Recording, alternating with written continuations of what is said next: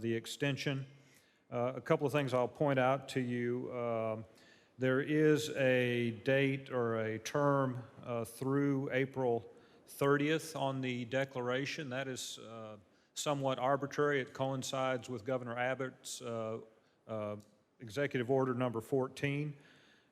Council will have a regular scheduled meeting on April 27th that you could take action to modify or extend the order at that time if you so chose, or you could pick another date in terms of a term for this particular order. Some of the recitals have changed in this order from the one that you approved on the 23rd, but the body of the declaration remains the same and the intent remains the same. And Mayor and Council, I might defer to Chief Smith at this time to provide you just some additional background and updates regarding the COVID-19 disaster. Prior to Chief Smith, real quick, I want to give the phone number for those that are joining us online and watching the meeting live stream. If you wish to call in and have questions, you can do so by calling 512-556-0332. Good evening, Mayor and Council. I want to bring you up to date as far as the numbers that we have today on total cases of COVID-19, not only in the United States of America, but also in the state of Texas. U.S. numbers, we have 1.9 million tests that have been given, 361,331 positive cases. One of the new numbers that they're starting to display for us now that we have access to is the amount of people that are hospitalized due to this. Prior to the past couple of days, we haven't been able to get this information. This is a big number that we've been asking for. Part of their problem with providing that is a lot of times these tests are given, people are diagnosed in a positive case with this, but they are told to go back home and just self-quarantine. So they didn't really have a good track of the amount of people that were in the hospitals up until the last few days. But at this time, there's actually 45,168 people in the United States that are hospitalized due to the COVID-19. 10,680 deaths. Texas numbers, as of 8 o'clock last night, we've tested 85,357 people. We have 7,319 positive cases in the state of Texas. 1,153 cases that require hospitalization. We now have 157 counties that are reporting active cases. We have a total of deaths of 140 in the state of Texas. Most of us are probably aware that the county of Lampasas now has its second positive case. Take a look at the progression of this situation in Texas. On March 8th, we had 8 cases in the state of Texas. March 8th. March 15th, we had 56. On the 22nd, we had 334. A week ago, we had 2,552. And then yesterday, the numbers were 6,812. First death occurred on March 17th. On Tuesday, March 24th, we were at 9. On the 31st, we're at 41. And today, we're at 140. It's a rapidly progressing virus that's spreading out, and these numbers are not just going at a level playing field. They're increasing dramatically every week. Look through this past week. A week ago, we were at 2,877 cases in the state of Texas. As we said earlier, we're now at 7,319 cases in the state of Texas. So there's just some numbers as far as how fast this is growing. Keep in mind, we put in place the social distancing, the good hygiene, stuff like that. We're still in the upward part of this. Every day on the phone conferences, they're talking about the fact that we're still in the acceleration stage of this. We're not reached the peak yet. So we're still in the upward swing, and I think that if you look at these numbers, it'll give you good information as far as what you need to consider from this point forward. Y'all have any questions for me on these numbers or anything? In addition to the sobering numbers you just presented, I think what we've heard, the projection models for our area show that our peak won't come until the end of April, first part of May. And everything that I'm being told from our health professionals is everything that we do right now will determine how high of a peak we actually have. And so while no, we have none in the city, we only have 2 in the county. It's what we're doing right now. It's what we've done the previous 2 weeks. We have to continue those efforts. We have to take things seriously. It's not an extended spring break. it's a responsibility to your neighbor to not only continue this order, but to adhere to the order once it's in place. If I could add to that, today on the conference call, they did talk about several different models that they've been looking at. Dr. Hellerstedt, who heads up Texas Health Human Services, he's always referring to these models, and he's not putting one model in front of the other because there's such a wide, varied number as far as the total amount of deaths or the total amount of cases that they would have. But he did say today that in any model that you look at, all of them show that we are still in the upward swing and that we have not reached the full scale of this at this time. So he said that is the one consistent message in every model that they do have, is we're still in the acceleration stage.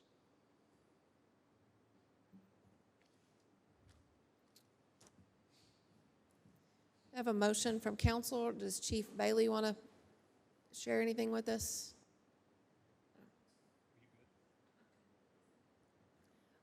I move that we keep the order in place till April 30th. Do you have a date that you wish to attach to the order? April 30th, like it was suggested. Okay. Second. I have a motion and a second to extend the current order till April 30th. Any additional comments or questions? All in favor, please say aye. Aye. That is unanimous. Again, we're going to share the phone number, 512-556-0332. Next item we'll have is discussion and possible action with regards to modifications to the City of Lampasas Declaration Q&A and the City of Lampasas What the Order Means document based on changes in orders, services, or fees, which may be considered under this agenda item as well.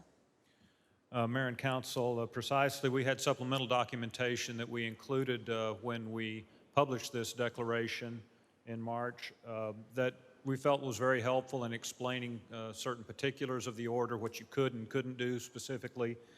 To that end, there have been 3 items that staff has addressed in a memo to City Council that have come up over the last week or two.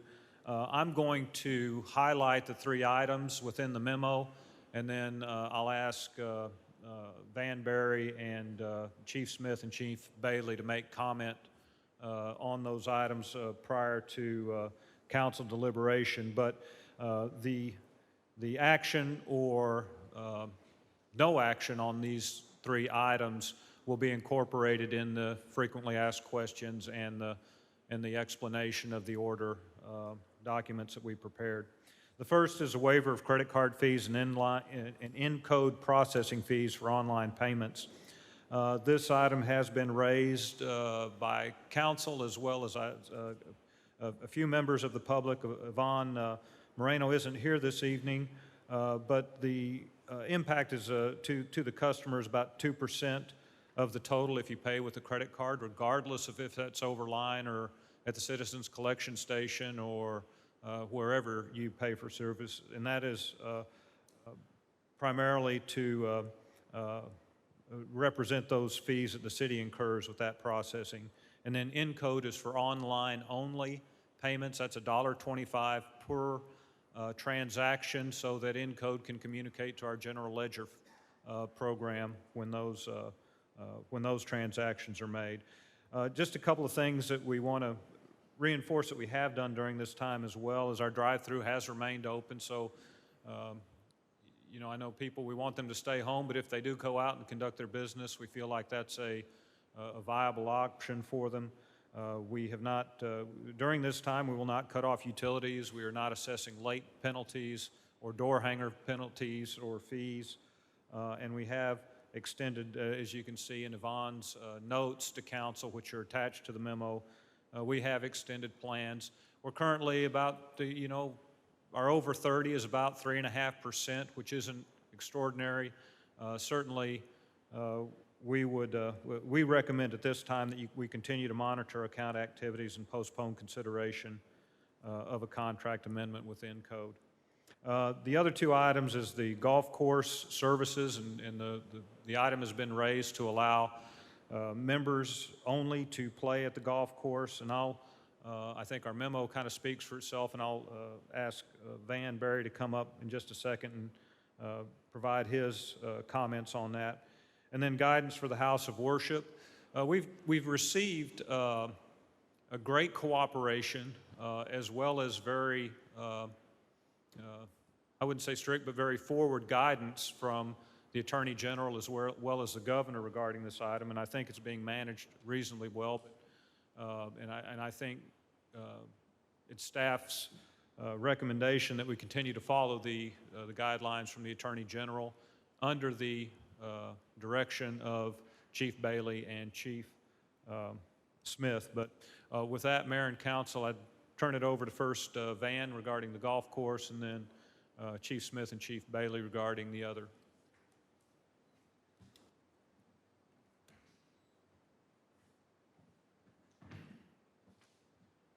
Mayor and council, as y'all know, we actually closed the golf course to everybody, members, public, on March 24th. As of today, that's 14 days. That's been brought up to possibly have it open to members only. Just to let y'all know, I mean, that y'all are the final decision makers on that, but I do have some concerns. I'll do whatever y'all say. But we do have 7 members from Burnett County, 7 members from Coryell County. I'm sorry, 7 members from Bell County, 10 members from Coryell County, and 10 members from Williamson County. Several of those members play every day, 5 days a week. So, you know, there are some thoughts on things we can do. Yes, I want the golfers out there. There's nothing more I would love to see is the golfers out there. But with that being said, you know, there's a lot of things. I've got clerks that run the pro shop. 2 of them are over 70, one's late 60s. You know, my concerns are them with the public. Do we leave the pro shop open? How do we handle all of that? Do we rent carts out? There are some golf courses that are open. There are some golf courses that are closed. You know, some of the golf courses that are open, few of them don't have flag sticks out. They are open to members only. They're kind of off the beaten path to where not everybody sees that. My concern with where we are now, the public's going to see it. We're going to have public wanting to come and play. We're going to have to turn them down. But ultimately, you know, like I said, that's y'all's decision. I'll do whatever y'all say. Council have any questions for Van?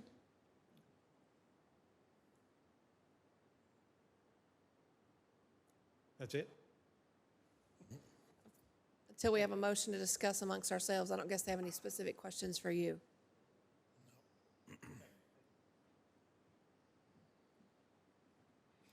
You want a motion for discussion? No, we've got one agenda item. We'll address all of these 3 points in one motion.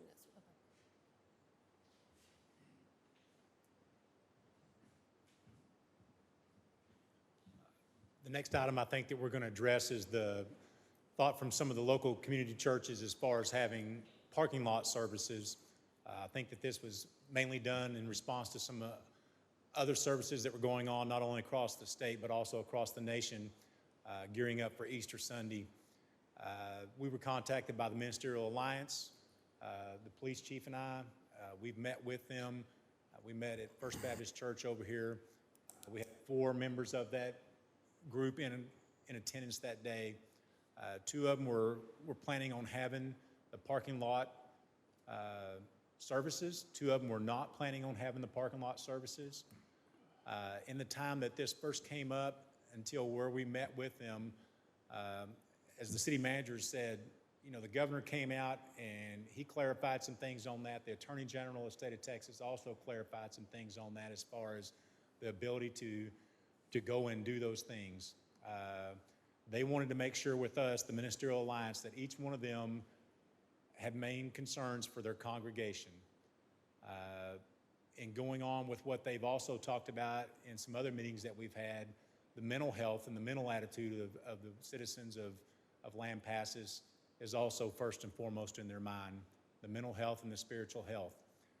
When we met with them, we had them explain to us what it was that they were looking at doing. Chief Bailey and I came together and discussed with them, and they really had a pretty open view as far as how they were going to accomplish this. They'd already planned out as far as where they were going to park all the people, They were not gonna let them get out of their cars. They were not going to allow them to use the bathrooms or anything like that. They were gonna keep them in their vehicles. And she and I spoke about it, and I've gone out and actually looked at the site of one place, and it all looks good to us. Our main concerns were vehicles running in a parking lot, making sure that they maintain a fire lane for access as far as our apparatus from the fire department, and then also what would there be as far as vehicles running and carbon monoxide. So we've addressed all the issues that we can come up with on this, and I think that we're good to let them go ahead and move forward with doing this. I don't see anything of an opposition as far as from a fire department point of view and them assembling and getting together for that, as long as they're staying in their vehicles and not shaking hands and all that with one another. So, I have a question. yes. What specific churches? Is it Grace Community that's out by the high school? First Baptist Church? Those are the only two that I know of that are planning on having a actual Sunday morning gathering in the parking lot.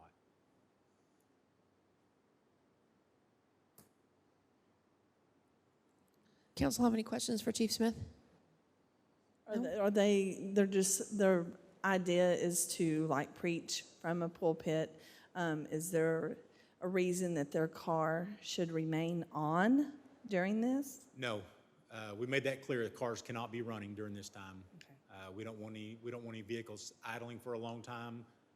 The excess heat from that, plus we also don't want the carbon monoxide going on. There was some concern with the parking and being too close. We've actually laid it out in the parking, how they would address their parking and where they'd be coming from. And in all honesty, when you look at it, we have more control over that situation than what we have at Tractor Supply or at H-E-B or at Walmart or anything like that. I mean, we've got them lined out as far as how they're to park them and be so far apart, and it doesn't involve pulling in and making sure you can't touch. I mean, we've got them lined out in a certain way that it'll be all within guidelines. If we were to agree to this and other churches wanted to get on board, do we have a certain guideline that that would be set before they were allowed to do that? We can get together guidelines as far as just making sure, like what we've already talked about, Okay. certain things that they need to come by. During this time, the fire marshal has not been doing any type of inspections other than immediate life and fire safety inspections or anything like that. Also, new construction where he's having to go so that they can get their certificate of occupancy. If we need to provide a site visit to them, either the fire marshal or myself would be able to do that, and we would not have any fees attached with that or anything like that. I mean, it's something we can do. And again, everybody that we've spoken to so far has been very gracious and very open to just, hey, what you will allow us to do. So, I have a question. Did they just want to do this because it's Easter?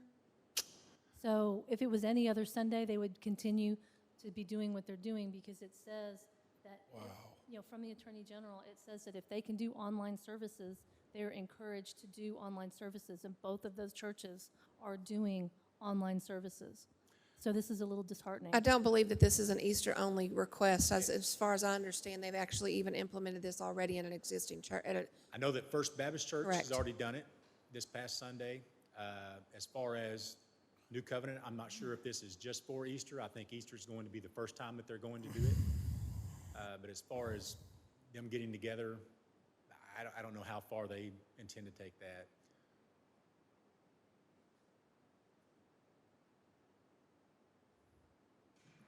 Any additional questions? No? Thank you, Chief.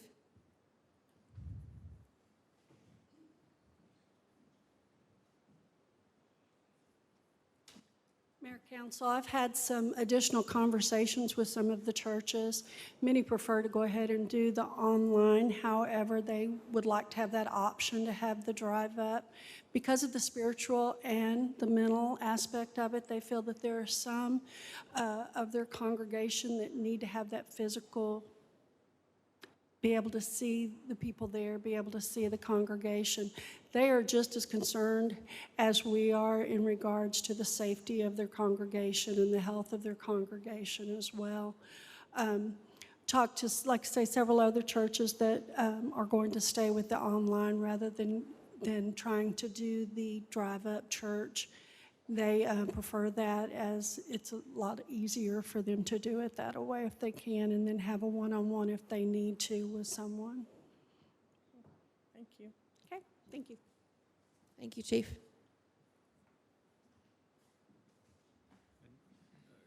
Council, I just want to also point out in the memo that we did run this by the county health official, as well as the city health advisor, as well as J.C. Brown, the city attorney. And one thing that J.C. did point out is that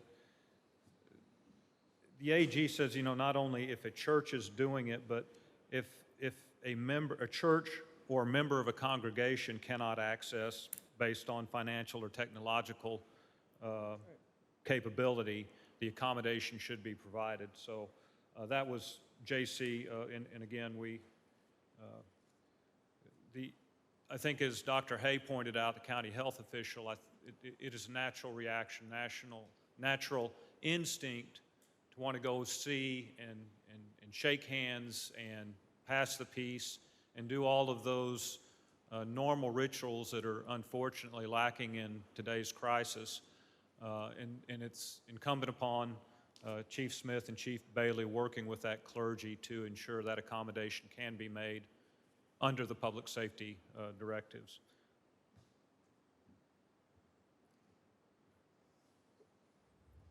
Okay, council, at this time, I will entertain a motion but to be sure your motion clarifies what you wish to do in all three situations: the credit card fees, the golf course, and the guidance for houses of worship.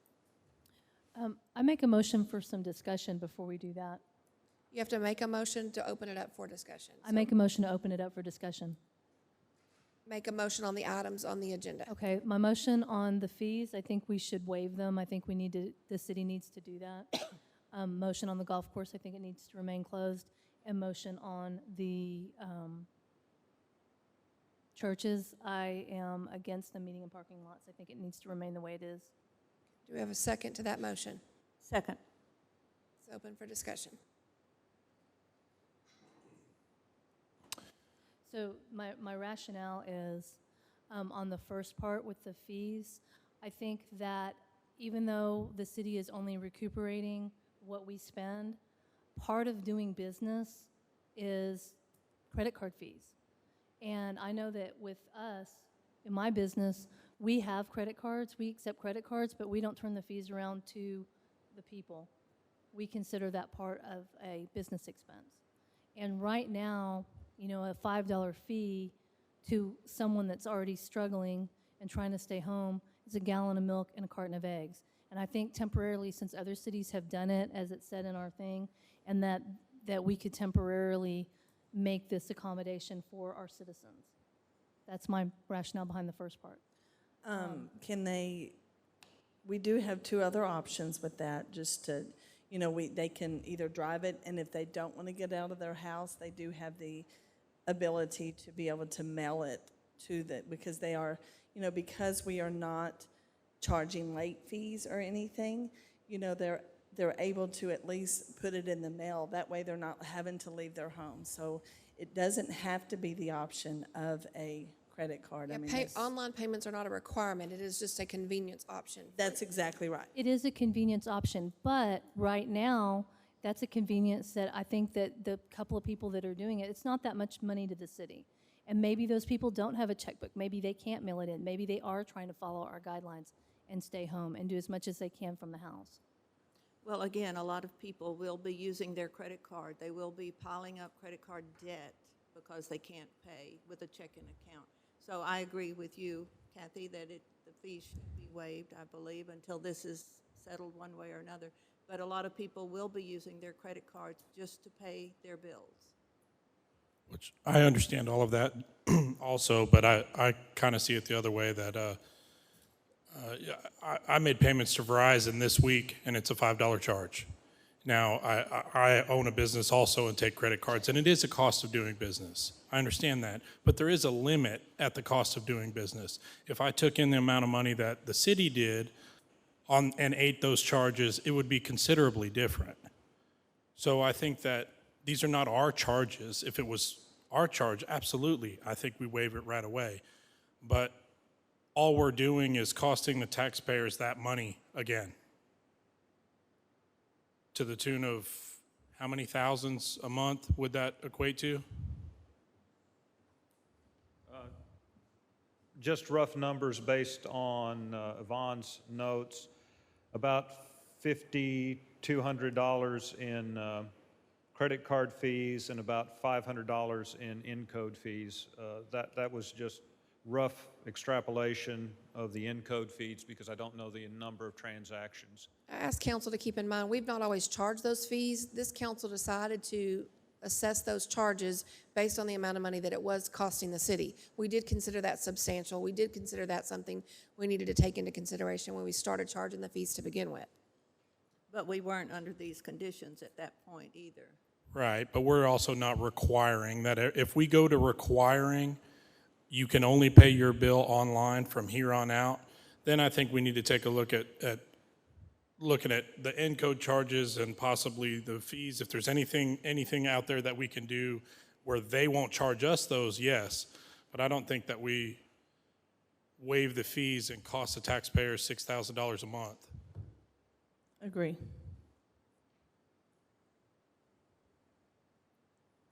With the motion currently in place, does anyone wish to discuss her portion of the motion to keep the golf course closed? Does anyone wish to? I agree completely. Honestly, I agree. About 2 weeks ago, I would have probably said maybe it's okay, but golf courses across the board are closing, and with so many different members, and us only being able to open it to members, I don't think that that's fair, and I think that we're opening ourselves up, so I agree. I do understand we're going to upset quite a few members, and in turn, probably their spouses who would love for them to have a reason to be out of their house. That said, I don't feel comfortable putting you and your staff into, a situation of exposure when we've gone to great efforts to protect the rest of staff. In turn, the golf course is part of the business of the city, and we currently have businesses that we've deemed non-essential and closed them down. How do we look at those individuals and not allow them to operate and then in turn turn around and run a non-essential business ourselves?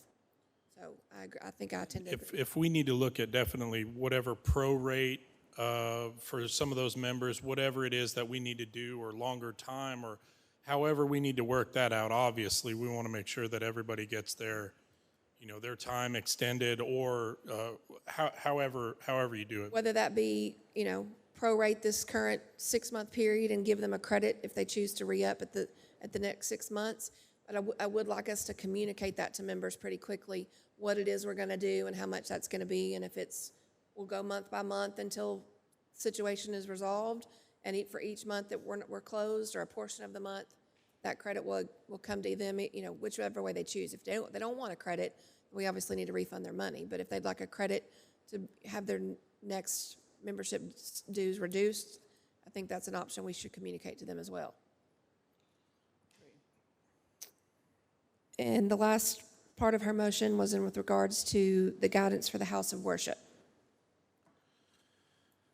I think, I think that whatever you believe in any denomination of any kind is probably very important, especially in these times.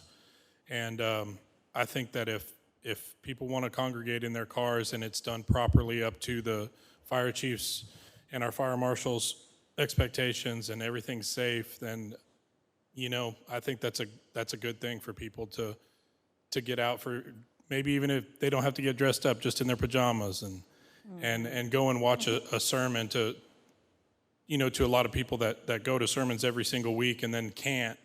Online's just not the same for them. They might not be feeling that they're getting fulfilled or have their connection in any way. And if that's something we can do for them to feel that and give them a little bit of sanity on Sunday, then I think we should do that. I agree with I that. disagree, because I think that we're opening a can of worms, because it started out with there's two churches that want to, then it's 3, then it's 4. So let's look at the logistics. So let's say 10 churches decide to do this, and each of those 10 churches have 100 people that come out to the parking lot and follow the rules, if they follow the rules. As Dr. Hayes said, they possibly couldn't. Same thing with Dr. Kane.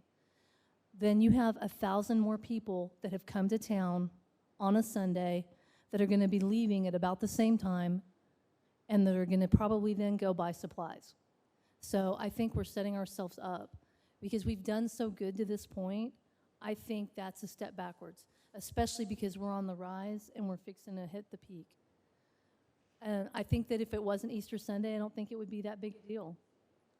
I do. I think they've been talking about this for I do. weeks. I think it's a really big deal for people that are religious and do go, like they were stating earlier, mental health. I mean, think about I can think of a number of members in my congregation that means a lot to them. And What are the watching ages it of these online members? isn't the same. I mean, you get a little bit out of it, but it's, What I think is I think that you're setting people up to potentially be more sick and spread the disease.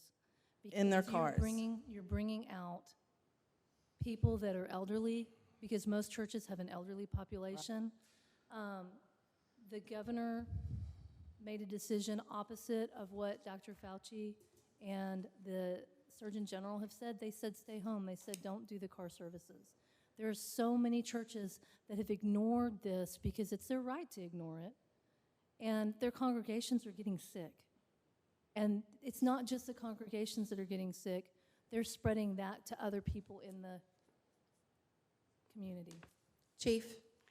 Mayor, Council, I'd like to give you one other thing to consider. Think of a small church that does not have online.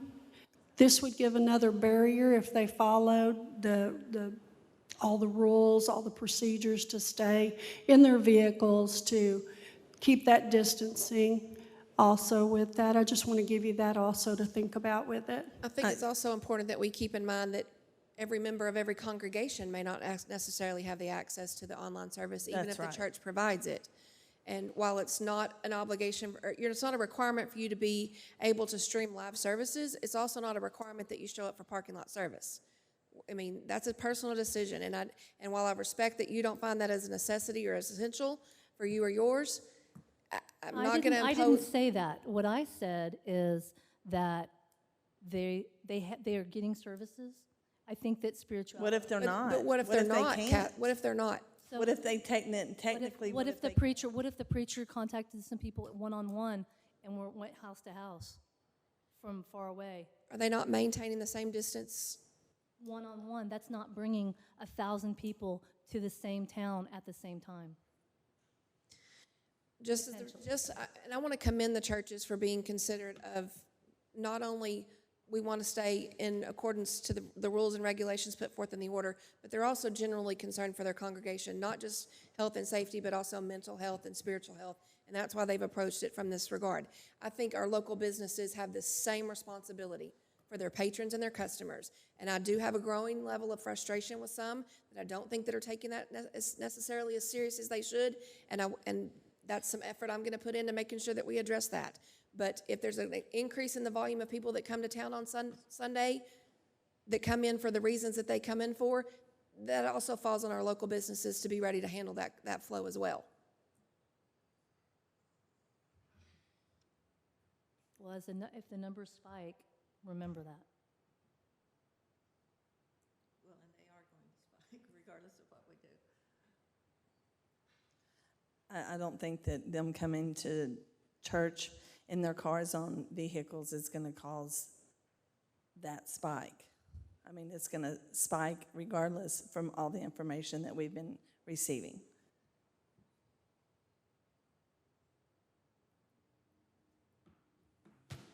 Council, have any more comments? So we've addressed all three in discussion.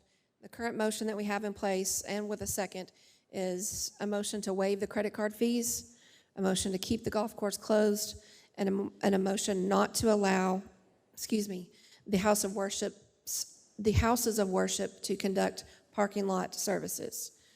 So that is the motion in place. All in favor for that motion as read, please say aye. Aye.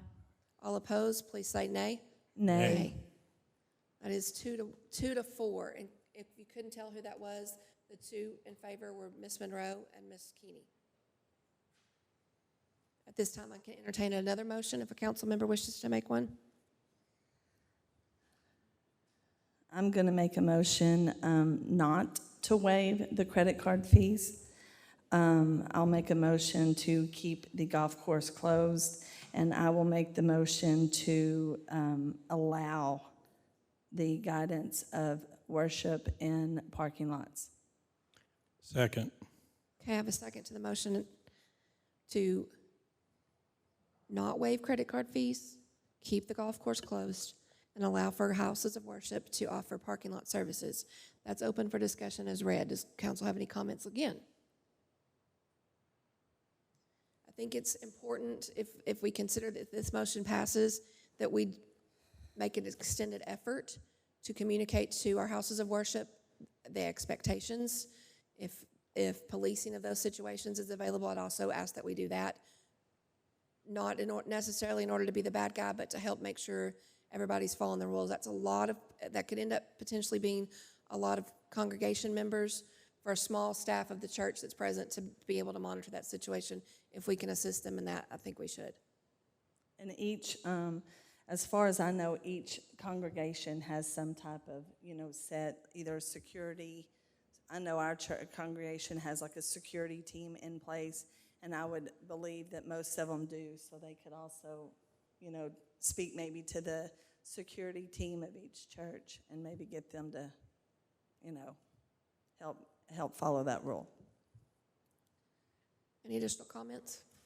I do have a motion and a second. Again, the motion is to not waive credit card fees, to continue the closure of the golf course, and to allow for houses of worship to conduct parking lot services in accordance to the guidelines set forth by Chief Smith and Chief Bailey. All in favor of that motion, please say aye. Aye. Aye. All opposed, please say nay. Nay. It's the exact same vote count, just flip-flop, Christina. That motion passes. Fourth item on the special session agenda is going to be discussion and possible action regarding the approval of purchase of two 60-horsepower VFD motors and motor adapter assembly at Hancock Park Golf Course. Mayor, council, this is discussion and approval of an emergency purchase of two motors that operate our irrigation system. I believe it was the 16th of March we were having some problems with them prior to that, small problems. We knew one of them was fixing to go out. Well, it went out. The other one was limping on one leg. Some bearings were going out on it. Anyway, they both went out. So to purchase the two motors, they're 60-horse variable frequency drive motors. The cost for each one of them were $5,753.48 a piece. The adapters, which that adapts the motors, the pump to the motor, it's in between the motor and the pump, replace those. And the seal kits and the labor, a grand total of $16,504.96.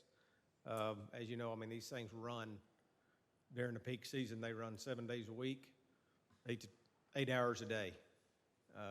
When it's not the peak season, they run 8 to 10 hours at night, 2 to 3, 3 to 5 days a week, depending on the weather.